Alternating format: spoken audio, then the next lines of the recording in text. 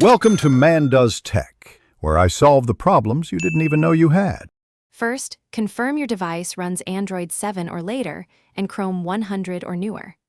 Next, enable developer options by tapping build number 7 times in Settings. Then open developer options and toggle force activities to be resizable. Also install a window manager app like Taskbar or Freeform Launcher from the Google Play Store. These 3 steps prepare your phone for freeform or floating windows and reduce crashes when resizing Chrome tabs into separate windows.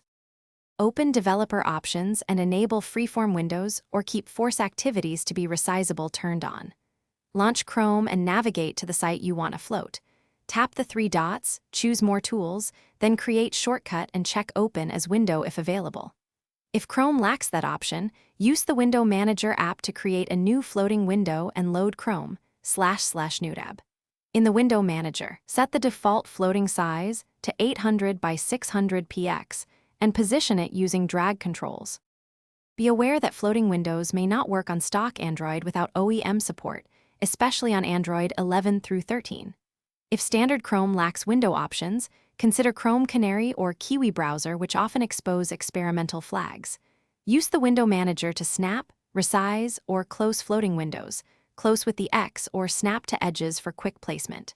Expect occasional layout glitches when sites force mobile layouts. Finally, remember that restart clears some freeform states, so save work before rebooting your device. Thanks for watching. If you found this helpful, don't forget to like and subscribe.